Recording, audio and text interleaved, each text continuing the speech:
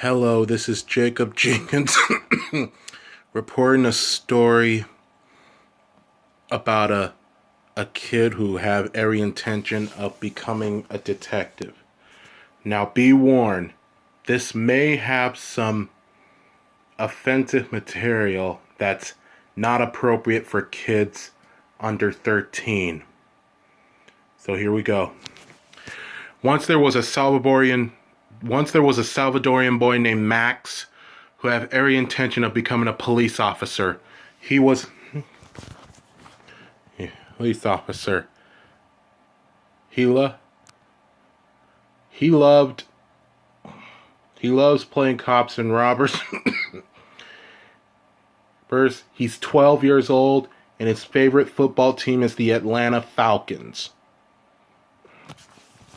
This one time he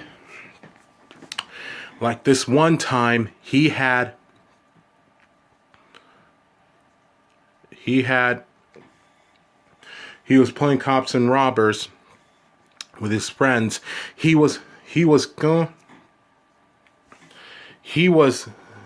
came across some man who stole something from a bank. He got on that case and the man got captured, and now he was allowed to shop at that store all he wants. One day he was walking home from school until all of a sudden he found two kids dead, beaten to a bloody pulp and dead on the streets. So Max got on that case. As soon as he saw that, Max got on that case looking for clues, and he spoke to the victim's friends, and they told him what they saw. There was this boy, he had these henchmen, and these henchmen were just holding these kids and just beating on them, punching them in the face, punching them in the gut, everywhere, with these brass knuckles. Max said he'll get on it. As he was working on this case looking for some clues, Max's grandmother found out about it. And then he decided, and then she said, and she didn't want her grandson on this case, so she told him to stay out of it, but he was refusing. So instead she put him on house arrest. As Max, his grandmother was the cop. Her grandmother was the head chief. And then of the whole police squad. And so she decided to go up to Max's house and talk some sense into him. But when she got there, Max was gone. And then Max was gone, and so she had the whole police squad looking for him.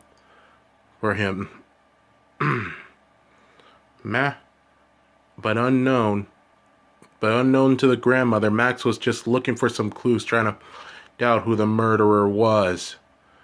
Until Max found two more kids beaten to a bloody pulp and hung in the trees.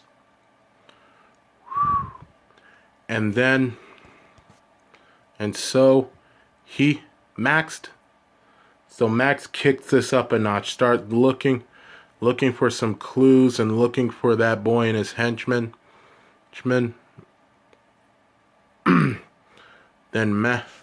Then as he came across another clue, guess what was surrounding him? Cops. And the grandmother was there too.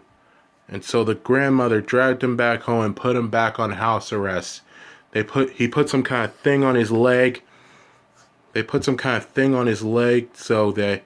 So that he wouldn't be able to, so when he tried to escape, they would be able to track him.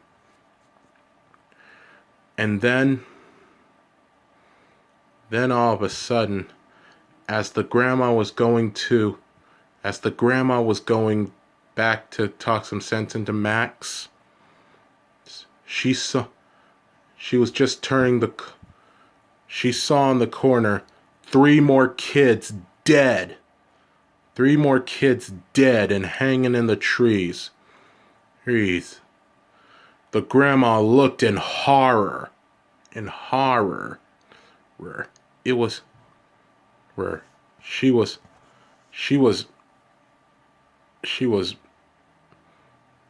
like, it made her sick to her stomach. And then she decided, so the sister that was riding with the grandma, Max's little sister, she started yelling at the grandma, "Put Max on this case. Those officers you have on this case, they're not doing anything. They're too lazy. See, if you want this serial killer caught, you better put Max on this case. 'Cause if you don't put Max on this case, abuela, then I ain't gonna love you no more. So you better put Max on this, and it's gonna be a matter of time that my little brother gets killed. So you better put Max on this case right now." But then the grandma just got even more outraged and just spanked her. She wasn't going to change her mind about the house arrest. Instead, she put her own granddaughter on house arrest, along with Max. Put the same thing on Max's. Put the same thing on the sister's leg. So, he put the same thing on the sister's leg so that she couldn't escape. Because if she tried, they'll be able to track her. And so, Emmy was stuck at home with her brother and father. And so, but unknown to the grandma, Max was still on the computer, searching for clues of what will happen. After searching for clues of what happened to those kids. After working so hard, finally he went to bed. That night,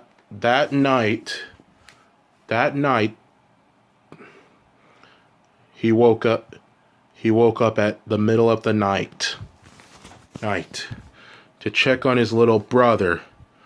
But as he looked in the room, the little brother was gone. And so Max became frantic, looking for the little brother everywhere. Looked in the bathroom, looked in the bathrooms, looked in the laundromat, everywhere, until all of a sudden he heard his little sister scream, "Ah! Max, come quick!" Max runs outside as fast as he can, to find his little brother beaten to a bloody pulp, and hanging in the trees. Hanging in the trees. Max looked in disbelief and in horror. And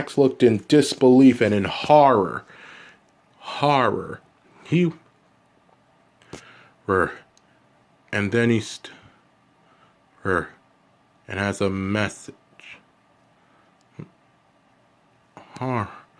And then, as the father saw, the father called the grandma and told him what happened, and told the grandma what happened. The grandma was in shock. And then the little sister grabbed Then the little sister grabbed the phone and said, "If you had kept Max on this case, this never would have happened. Been to Enrique." Enrique was the little brother. It's also the name of the father. Why did you have to take Max off the case? I hate you. I hate you, Grandma. And so the grandma just looked down in a sad gaze and looked at the picture of Enrique. The grandma, after 2 minutes of crying and looking sad, the grandma says, "Son, give Max the phone." So the father gives Max the phone,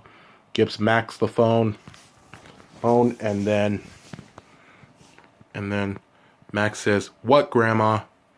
"Max, I need your help in this, mijo." "You know I got you, Grandma," said Max. So Max and his grandma starts working together.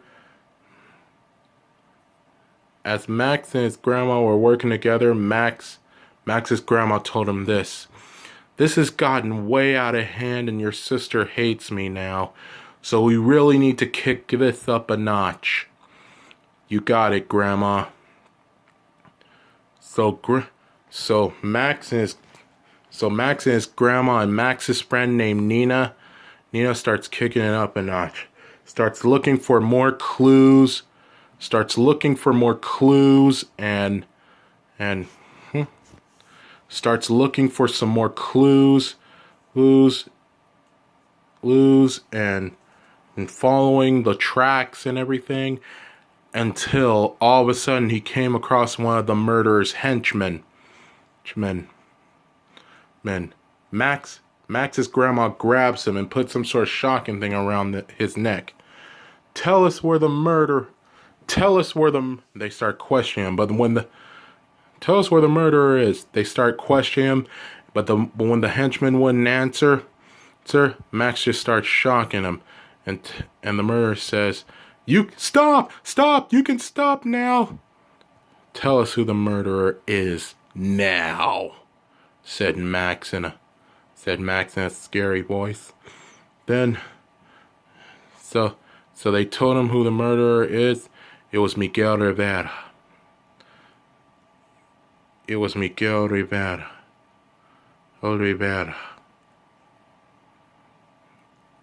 It was Miguel Cenera.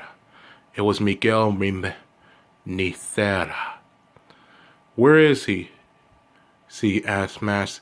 "His lair is in the Himalayas," said the henchman. So Max tells his grandma to stay here and lead the police force, and he goes there with his friend. And as he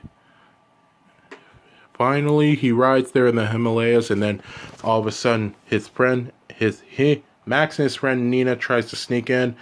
All of a sudden the murderer catches them in their trap, and the murderer knocks them out.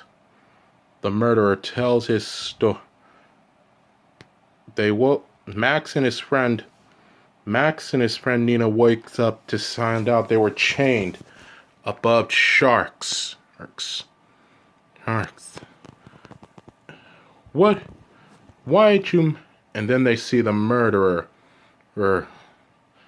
And Max. Then they see the murderer. They're laughing. And Max asked them, "Why did you murder all those kids?" Back in my days, I was bullied. I was bullied by kids and back in the day, I used to be a normal kid just like you, just going to school every day. But every day I was bullied, picked on, beaten on, and I always had my lunch money taken away. So I stood up to the bully and punched. So I punched a bully instead, giving him a bloody nose, and I got expelled from school. It ruined my life. So now I'm gonna ruin everyone else's.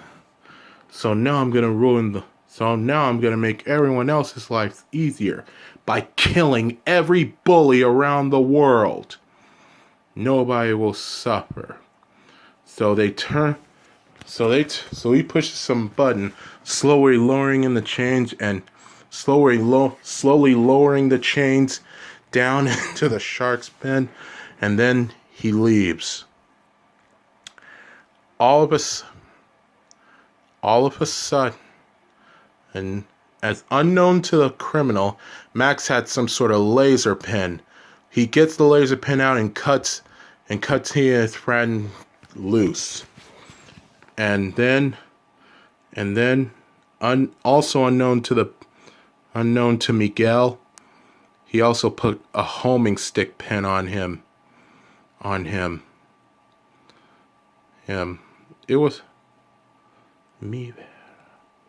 So they track him and they find him in Hawaii.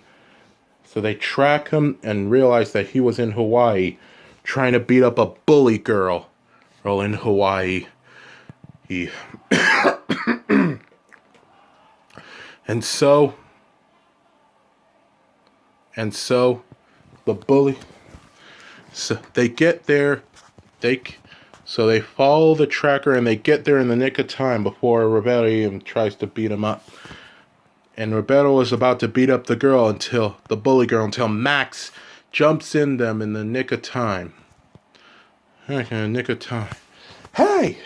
Out of the way! You fools! You fools! Not in your life, mi vera. Oh, so you're a bully too. You jocks. You stupid jocks. You stupid whatever you are. You always thought you were better than everybody else. To you, I was just Rivera the stupid clown, right? But now you evil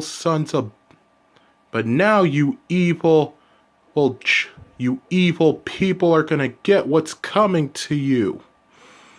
Max says, I'm not evil. I am not, mi vera.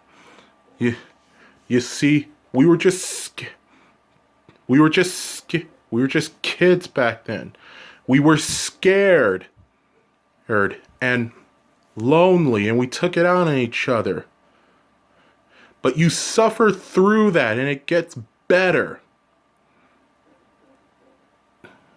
I'm just give this up, and I'm sure you'll see that. Miguel got even more outraged.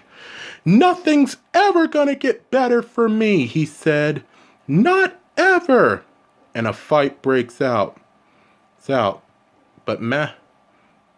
at first Max gets in trouble. Roberto was about to break his neck, but Max fights back. But Max fights back and gets Roberto off of him. All of a sudden, but as he was about to cuff Roberto gets away. Hey, don't worry, Max, said his friend Nina.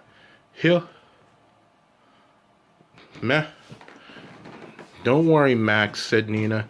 He'll be back. He's not gonna stop until he kills every kid on this planet. You did great. All the kids, you did great. And finally, Max and his friend head home with the henchmen. The henchmen were put in jail. And the grandmother looks at his grandson. Thanks, mijo. I never could have done this without you. Anytime, Grandma. But hey, don't you think you ought to put some clothes on now? What? Bah! My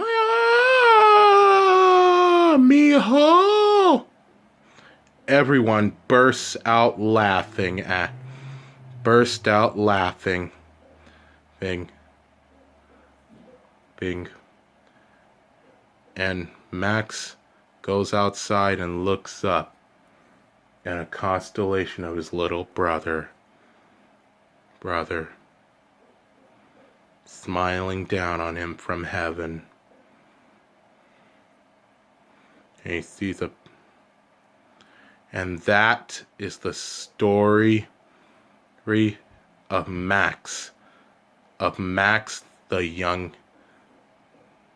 of Max the world's youngest cop. The end. Hit subscribe to find out more on this story. Because there will be more stories like this real soon. This is Big Jake signing off. Peace out.